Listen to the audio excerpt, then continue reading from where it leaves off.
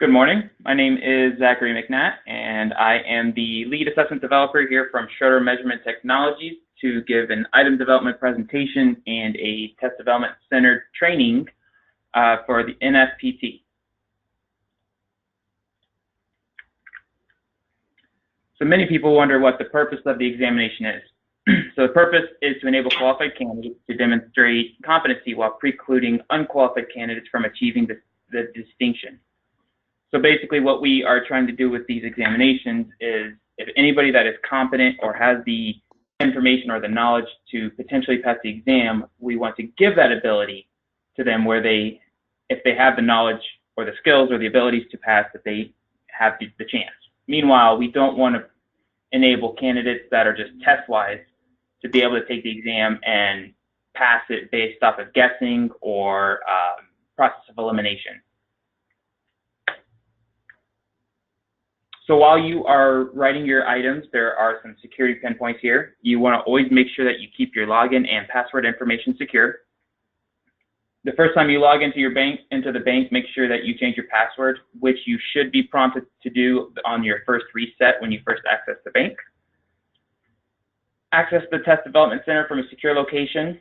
So this means don't go to a Dunkin' Donuts or a Starbucks where the Wi-Fi is open and work from there. Make sure you always go to a Wi-Fi that requires a password to use it. Anytime you are done and you leave your computer, make sure you don't leave any browsers open with any items. Always log out and in the session. And of course, never discuss item or exam content with anyone outside of SMT test development staff, which is me, or SMEs, which is everybody on this call, in the exam development committee. So you may have wondered what an SME is when I said everybody here on the call is one. That is a subject matter expert who is an individual who exhibits the highest level of knowledge, skills, or abilities, which you'll hear us refer to as KSAs, related to a specific topic or practice. An item, which is the STEM and related options, which a lot of people may refer to as a question. The STEM is the portion of the item that presents the stimulus, which is what prompts a candidate to answer. The options are responses to the problem, which are in multiple choice, A, B, C, and D. The key is the option that provides the correct response to the STEM, which is the correct answer. And distractors are options that are incorrect, or of course, incorrect answers. So just to show everybody what an entire item may look like, everything you see on the screen is an item. The top part where it's asking a question, that's the STEM. A, B, C, and D are all considered options. Your correct answer is the key. And your distractors are the incorrect answers. So a couple rules to follow while you are writing your items. Make sure that the items are linked to the content outline, or you might hear it referred to as the blueprint. This is a list of areas that are required or define what a personal trainer would be. Items must be true in theory and practice, so don't provide any false information. And items must be supported by a valid reference, which is like the NFPT manual. So just to show two formats that we generally like to follow. On the left, we have a direct item, which basically the STEM is just a question. So what is the largest body of water on Earth? Question mark, and then your four options. And then on the right, we have a completion, which is just fill out the rest of the sentence. So the largest body of water on Earth is the, and then A, B, C, or D. So we'll go ahead and take a quick pause here. Does anybody have any questions? No. No. Okay. No. So now let's look at a couple things that we try to avoid when we're writing our items, or we like to call them the no good, just bad, and the plain old ugly. So the first one is fill in the blank. This may look kind of like a completion sentence, but the problem here is it has a fill in the blank in the middle of your item. we actually find candidates will try to find the best option that fits that space. So better at that point, just try to either complete the sentence by essentially putting the fill in the blank at the end, or turn it into a conclusion item. True or false? The reason why we don't like to use true or false is if you have a candidate that has no information, doesn't know anything about the question at hand, they already have a 50% chance of asking this item. They can either answer true or false, and again, they have a 50% chance.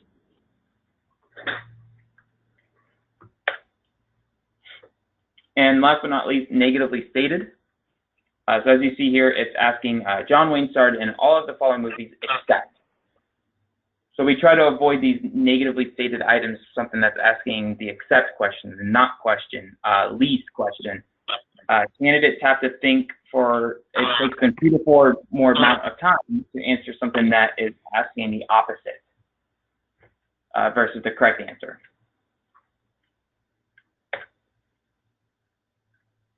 So your plan of attack is to focus on concepts that are relevant to competent practice, or practice-based items.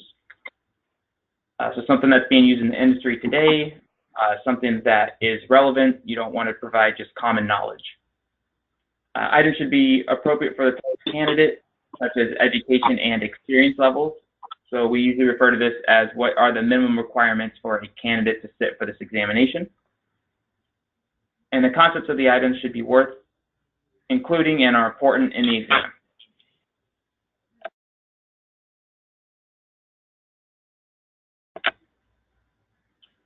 So your strategy is to present a single problem in your items.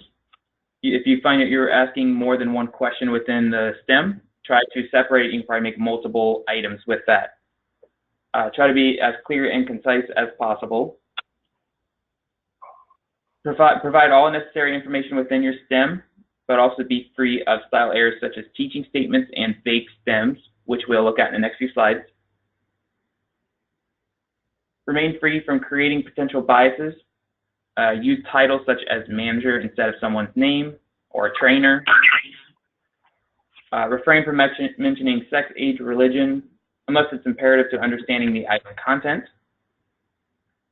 And never use you when formulating the item. If you use you, like what would you do in this, to answer this, a candidate could come back and say, well, this is what I would do, so why is it wrong?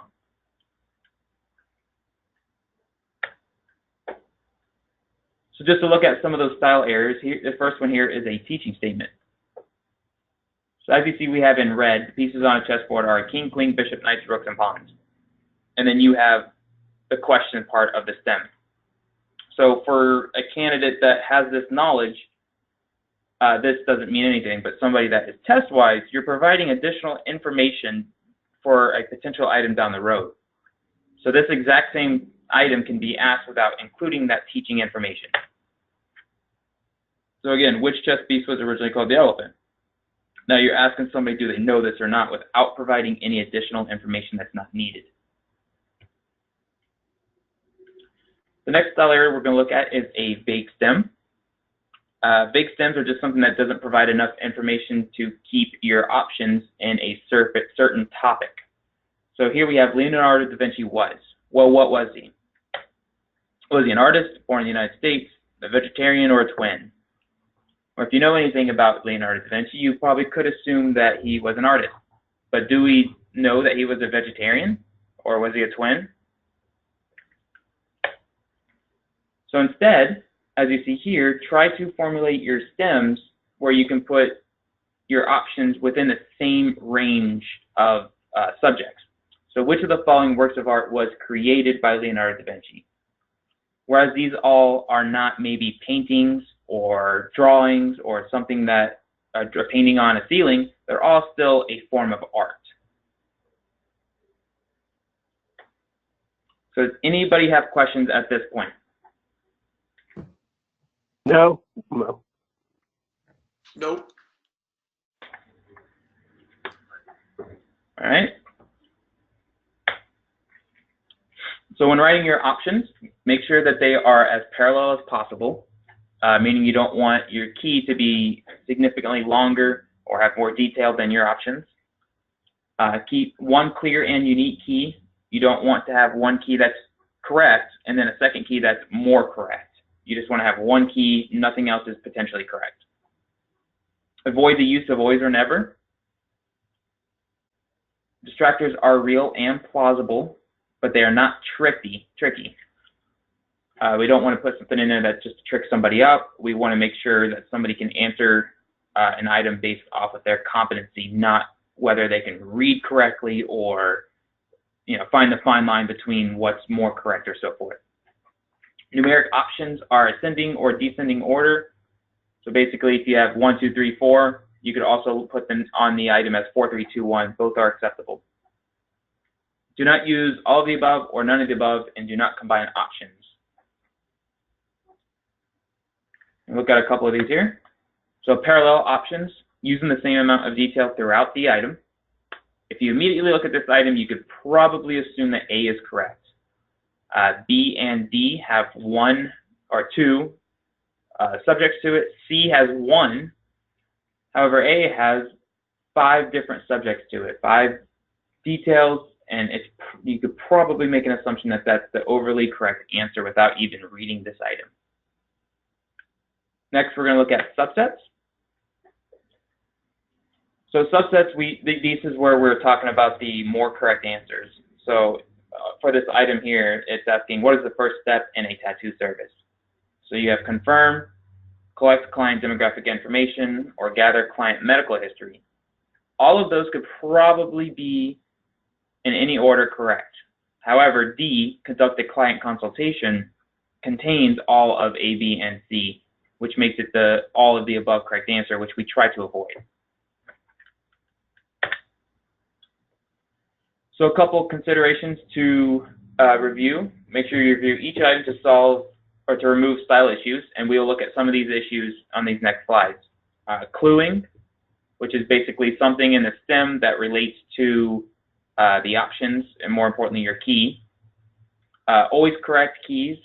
You don't want to put something like somebody falls off a 5-story building, which of the following is the correct step, and the answer is call 911. We know that's going to always be correct. Humorous or obvious distractors, as it would be a relief for somebody to get a nice laugh. We're here to provide a certification, so we try to keep it as formal and to the point as possible. Don't add excess information that's not needed. That kind of can go back to the parts of a chess is knights, bishops, queens, kings, and so forth. That's just information that's not needed. Slang or colloquial terms unless approved from NFPT. Use of brand names. And the last one, even though it's listed here, incorrect spelling or grammar, I'd say don't worry about it too much. I mean, of course, try to write everything proper, but if we don't miss it when we review, or if we don't catch it when we review, we have an editor that is really good, and she will definitely catch anything that is off. So the first one we're looking at here is cluing. Key terms that are being repeated. So if you look at this item, what does Josh wish for in the movie Big?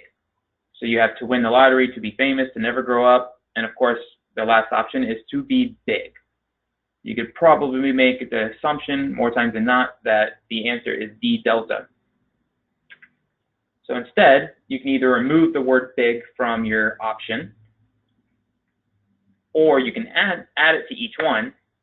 And now again, what does Josh wish for in the movie Big? To be a big league ball player, big shot Hollywood actor, to have a big brother to play with, or to be big enough to ride the carnival ride. Again, if you don't have the knowledge from seeing the movie, you're probably not going to know the answer here unless you get on a lucky guess. Always correct keys.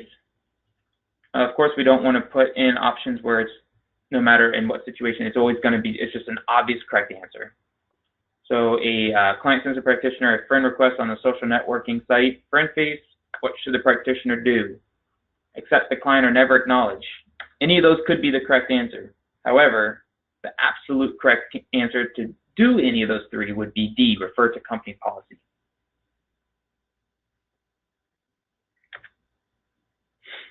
Any questions at this point? I have a question. Are these all relatively new guidelines? Because I feel like some of these were test items on the exam I took, and that was only in July. Yeah, so we try to keep this updated keep it as recent as possible. There could always be older items that are still very important that may contain some of those concepts, but we are always trying to phase these out. Okay, gotcha. Yep. I was just curious. Thank you. Absolutely.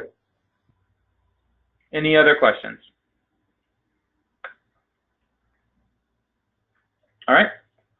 So consider that the multiple choice item format is being used to measure competency. A broad range of cognitive domains should be represented in the exam.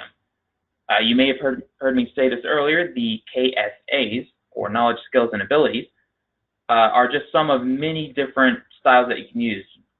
We're going to provide you a couple here just to see how some of them are used. So the first one is knowledge. Can a candidate recall previously learned information such as recite a policy, define a theory, name a process, and recognize an object? So this is a to-the-point question. Which of the following animals is an amphibian? It's either they know it or they don't, from reciting or naming process, recognize an object, even studying a book, learning in school. It's not something that's going to require process of thinking. It's a simple, do they know this or not? Next one is application.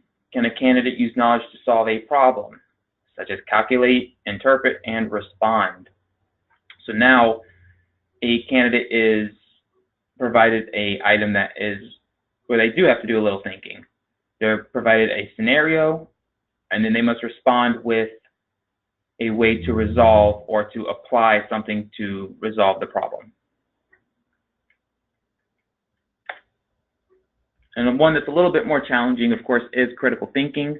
Can a candidate evaluate multiple components to arrive at the best solution, such as distinguish between parts, make a diagnosis, select the most effective solution, and use logical deduction? So here they're provided a scenario again, and then they're asked who makes the call on the field. So they have to remember guidelines that they read in a book. They have to evaluate the scenario and make a best judgment call.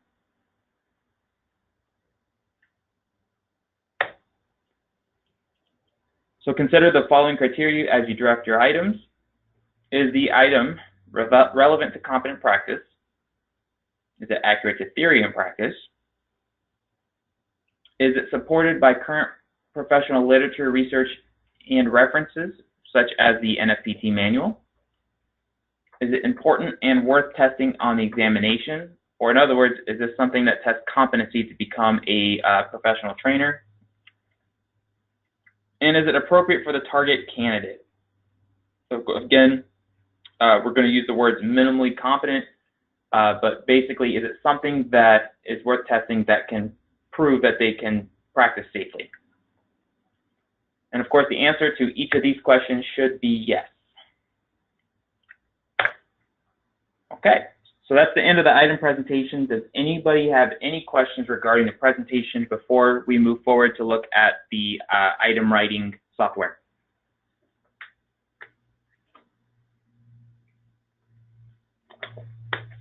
Okay.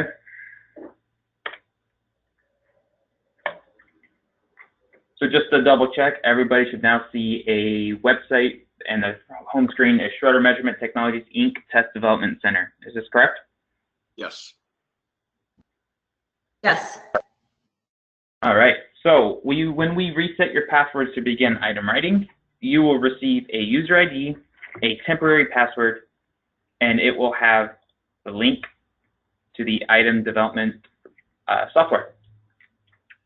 So once you receive that information, again, put your first initial last name here, which that should be listed, and then your temporary password. Sometimes it gets sent out with an exclamation point or question mark at the end of the temporary password.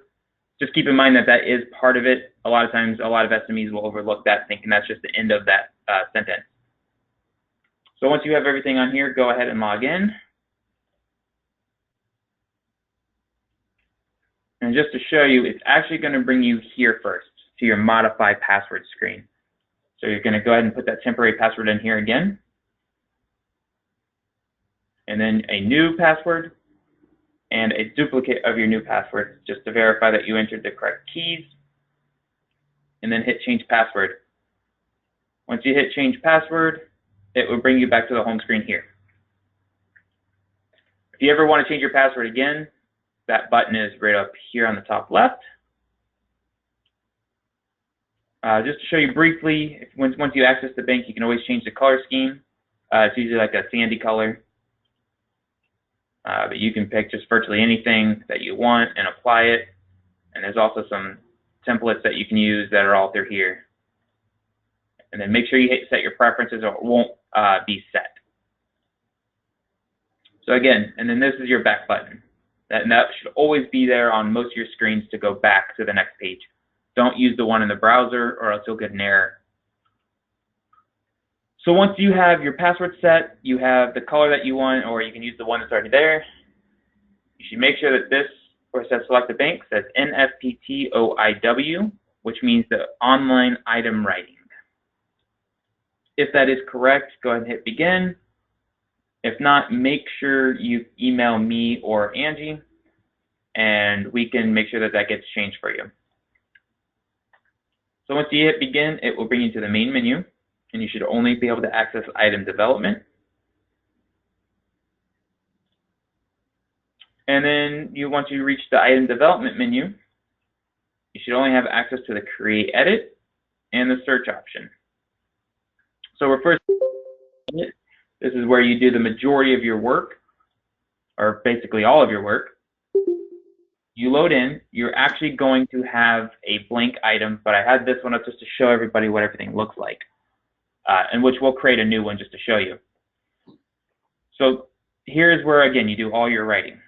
You're going to have two options that you can use, which is edit item parts or edit item whole. You can use either one, whichever one works best for you. You can bounce between using the two. It does not matter. But we're going to go ahead and look at item parts first. So in edit item parts, what it does is it separates your item. It's going to put your stem here in one block. And then in 4 parallel blocks, it's going to put option A, option B, C, and D. Once you click on one of these, any of these 5 boxes, it's going to pull up a toolbar. And you'll recognize that it's very similar to using Microsoft Word. You have your bold, underline, italicized, superscript, subscript, and symbols. You don't really need to worry about changing the font or anything. There's a preset font that we use, but if you needed any of that information, such as bolding, it's there for you. There's an image uploader. If you go to use that, I would probably say go ahead and get in contact with me again, just so I can kind of walk you through it with the first time. But either way, once you start writing, you can put your stem here, and then your 4 options on this side. And once you're happy with your item, when you're in edit item parts, make sure you hit refresh preview, and it should populate down here. This will be blank until you hit refresh preview if you write your item. And then press the return button. And it should bring you back to the main item writing screen. Now the most important part that I can tell you, and I try to iterate this so many times because it's going to happen to somebody, is make sure you save. So just to show you again, or show you something that's very important, when you go into edit item parts or whole, second you go into this screen, doesn't matter how long you're typing in here, doesn't matter how long you sit here, there is a secure counter. What that means is once you access this page, it starts counting how long you've been on this section. If you refer to what I said in the training, don't leave your browser open for too long if you leave unintended. This helps the best it can at preventing other people from seeing any additional information. So once you're here for about, say, 12 to 15 minutes, and you hit that return button, you're going to get shot right back to the main menu or the main screen where you have to re-log in, and you're going to lose everything. So if you feel like you're spending more than 10 minutes writing an item, come back, just go ahead, and if you're sitting here, just go ahead and hit return and save it. Hit this green check mark up here. So now that I made you very self-conscious about that, the next screen that you can write in is edit item whole. Now here it's going to lay out the item as if it is already on the exam. There's a little different formats, but it doesn't have the coloring, but it's going to sit here almost virtually like it is an item. It's going to have your stem on the top, and of course your 4 options. Same thing, once you start clicking on one, you can start typing away. Once you have everything happy, however, there's not a view preview here, a refresh preview, because it's already laid out how you want it. So just go ahead and hit that return button, and of course press save. Once you have everything the way you want it, you want to make sure you pick a key or correct answer. So in this instance, we have A. And then you want to navigate to this right side over here. There's a couple things you want to set. So first you have a domain, which is the blueprint, which we can provide you for use when you start writing your items. But it's just going to have everything listed into what this is. So for instance, this domain defines this item, which is under physiology and identify defined types of muscle contractions. The next level won't populate unless you pick the first level. So just to show you really quick, let's say it was hypothetically professionalism and communication skills. Now this one will populate. Notice the third one will not. Then we say recognize professional limitations. Of course, there's nothing there, but hopefully you get the point where if there's something more, it'll keep populating until there's nothing left.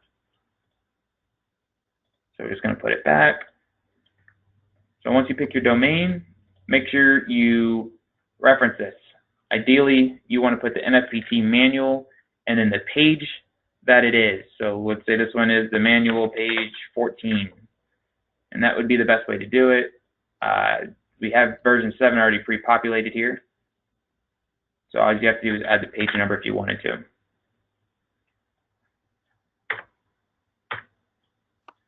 Any questions? Yes, I do. So for these domains, I'm just curious, and you might get to this later, but is there a specific ratio or number of questions per domain that is expected? Because I would imagine you don't want everybody ending up writing the same questions from a same domain. Absolutely, and that's a very good question. So what I will be creating over, well, probably Monday, Tuesday, is what we call a needs analysis. I will assess how many items are in the bank, where they are spec'd on the domain, and then where we are lacking items. The areas that we're lacking items are where I will ask everybody to write. And I can ask Angie if there's any specific areas that some of the SMEs are proficient in that they would prefer to write to. And then we'll distribute the assignments to everybody. Okay, gotcha. Yeah, actually, to follow up, I'm going to jump in on that one too, because if you do have, and I'm sure, but maybe not, that I sent the most recent exam content outline, but I'll do that again or make sure that I did. And if there's an area that you feel most comfortable in, let me know which area that might be. I mean, I have an idea about some of the SMEs that I've worked with in the past, or even some of you now, but about what your areas are of proficiency. But if there's a content domain that you prefer over another one, just let me know, and I'll let Zach know once I collect all that information from everyone. Okay. Yeah, good question. Absolutely. Any other questions? No.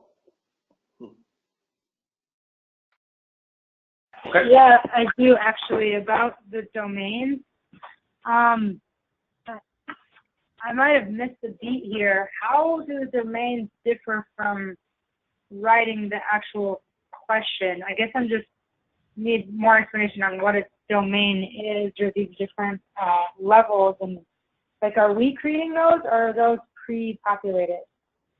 No, good question. So what it is actually is it defines the items. Candidates cannot see the domains, but what we need to use the blueprint or the domains so we make sure we don't put all of the same type of items on an exam. Like we don't want to put 100 items all about just the movements with that are concentric and eccentric and so forth.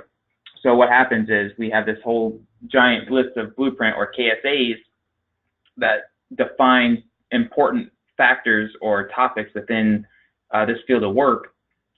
Got it. Yep. So this is just more or less a note, you can say, for us as we're picking items for the forms. Right. Yeah, that makes sense. So we have variety and got it. I got it. Thank you. You're welcome. So one other thing I forgot to mention, it's equally important. When you finish your item and you have all that selected, you have a key, you have the stem and options created, you have the domain, and you have a reference, and you're happy with it, you'll want to change the status. Now, when you receive the status, you will start in draft, or when you get the item, excuse me. Once you're completed, you'll move to ready for review. Once you move the item to ready for review and you save and navigate away from it, you cannot see that item anymore. Only I'll be able to see it. So make sure you have everything done correctly or that you are content with what you wrote.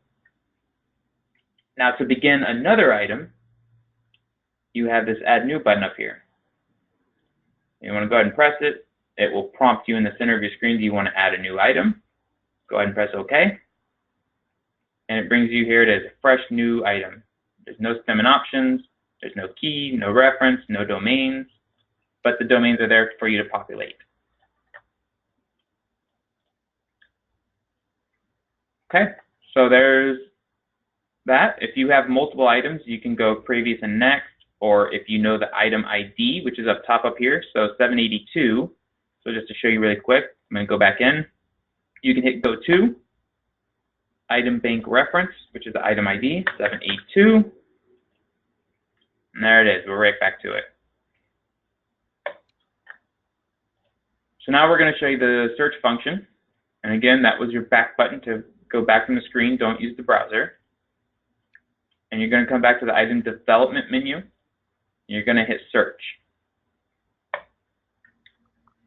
So let's hypothetically say you're writing some items and you have, not that this is an expectation, but you have 15, 20 items and you're not sure where it is. You're having a hard time finding it by going back and forth.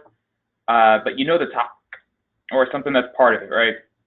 So let's say you're looking for concentric, and let's say you don't even know how to spell it. Let's just say I know that there's C-O-N in there.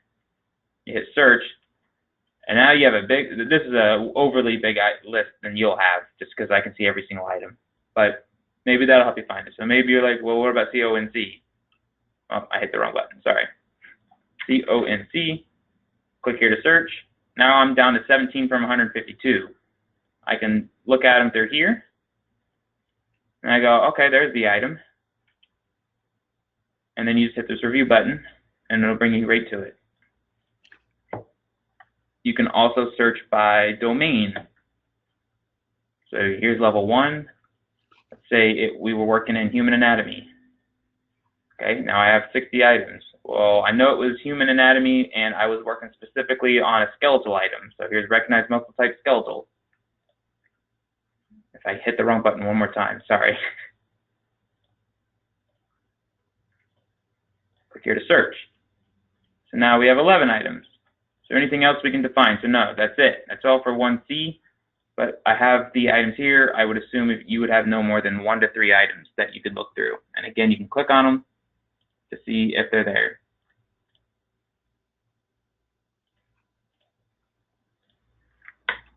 Okay. I think that is just about everything. You will only see your items, so even though you'll see this author prompt, once you search, you will only be able to find your items. You won't see anybody else's. So this is the end of the training and the presentation. Does anybody have any questions regarding anything for item writing that I could hopefully answer? This might sound like another silly question. You'll send the link to this platform, correct? Or how do we access the actual platform? We do. So actually what will happen is once the campaign begins for item writing, we will send a reset password email that will contain your user ID, which is your first initial last name, a temporary password, and it will contain a link to this software. Okay, sounds good. And I'm going to follow up too with that, because there will be several emails in between this before we get to the point where where you're using this. And I don't want you to, because I know in a training session, when I look at something, see it for the first time without being hands on it, it's hard to, you're thinking, wow, am I going to get this? But honestly, you would have to do something really purposeful to break it. So you can play around with it. I mean, once you really get your hands into it and you start writing, you're going to be fine. And Zach and I are here to help you with that. Zach, especially if it's about the portal itself. But there are going to be some conversations we'll have leading up to this, like, for example, the exam content outline. Again, I'm going to make sure you have that because those are going to be your specific domains, what we'll all as a group be writing to. And then I give that information to Zach, and Zach does the needs analysis, and then we'll get us back the assignments. And then at that point, we'll all know how many questions to which domain we'll individually be writing. And again, we're here at every step along the way. So, and this is going to be something that the entire group is doing. I believe right now we have 9, maybe 10 SMEs who are working on this particular test writing assignment or cycle. So I don't know how that's going to wash out in terms of how many items per each SME, but I want to say 4 or 5.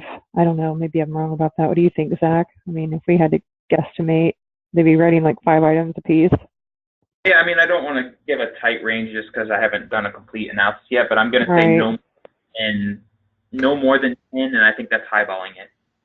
Okay. All right.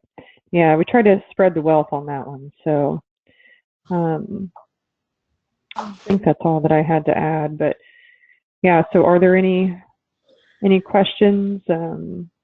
I actually, Angie, have a question that I don't know might be more relevant for you than Zach, but maybe both of you. It's a general question. I'm just curious about the manual itself and the information. I'm wondering who's responsible for building that manual and researching it, because as I look at the references, and I just did this now, I didn't even scroll down before, but a lot of them are kind of old. So I'm wondering if there's anybody who's constantly kind of updating more, recent research and articles ever. Sure, yes.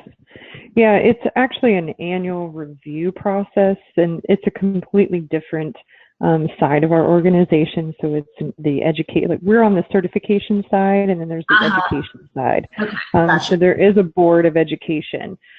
So if there are things specifically, because there are things throughout the course of our item writing and our SME workshops, and that's what I'll do, is actually be taking notes throughout the meeting to come back to our Board of Education with.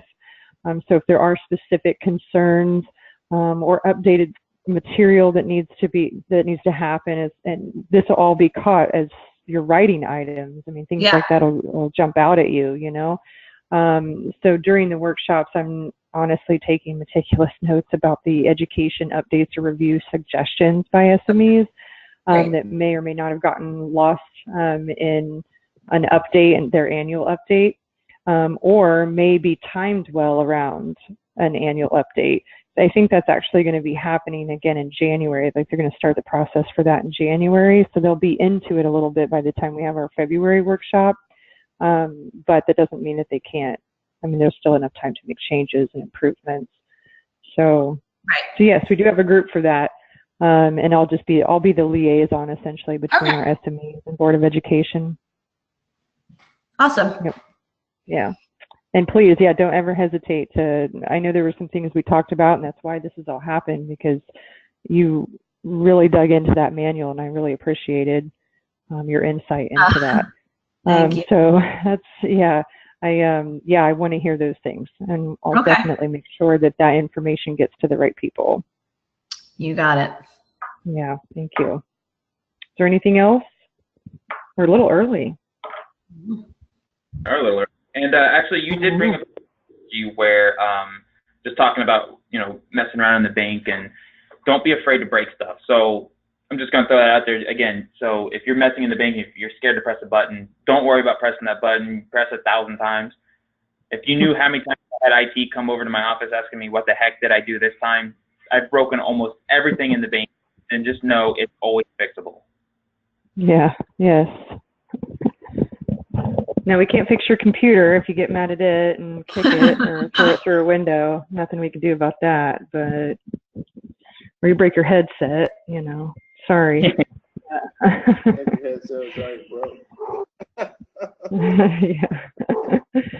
So, yeah, it's meant to be, you're going to be hands-on in it. And right now, again, like I said, it's hard to, you're visualizing it and you're not actually doing it. It's a little more challenging. So I think once you start working in it, you'll see how easy it is to maneuver around in. And also how quick it is to kick you out. Like Zach was saying, save and save often. Or else you'll end up at this screen here. Do what? I was just saying, adding that if they don't save often and they stay in something too long, they'll end up right back at the login screen, which is on the screen. Yeah. Yeah. That'll make you want to throw your computer. So don't do that. Don't make yourself angry if you don't have to. We've all been there. Had to rewrite everything and remember what we just wrote. Hey, but sometimes we write it better the second time. Just saying. Yep. That's true. I've been there, done that. I teach insurance psych online, and sometimes our scoring tool, it's called feedback tool, freezes, and then you're just like, no, you feel like you did wrote the best pieces as soon as possible, and then just like what Angie said, you go back in there and you rewrite something, and it's like a third of the length, or you find a better way of saying it. So yeah, it's annoying, but it's annoying. Especially when you really thought it through the first time. And you're like, that sounds perfect. You feel so successful when you hit submit. Right. Well, let's not do the third time's a charm thing. We'll learn from my mistake in this thing and know that it kicks you out quick. So, all right. Well, I think that we are all set. If there's any conversations that we just need to have separately of this conversation, meetings, emails, calls, just email me and let me know if you have any questions about this or anything at all. And then I think the next time, did you get affidavits already, Zach? Sent out end of today for next week. Okay, yeah, so you'll see that come through. That's going to be your next step. Just make sure to sign off on those, and then we'll do a poll. Oh, wait, the poll's not going to come until after the assignments. I was going to say our next conference call will probably be done after we do a poll to see how many people can come in at what day and time is best for the majority, since we'll be working with, about 10 people. But again, that'll come after our assignments and after we've gotten to play around in the item writing portal.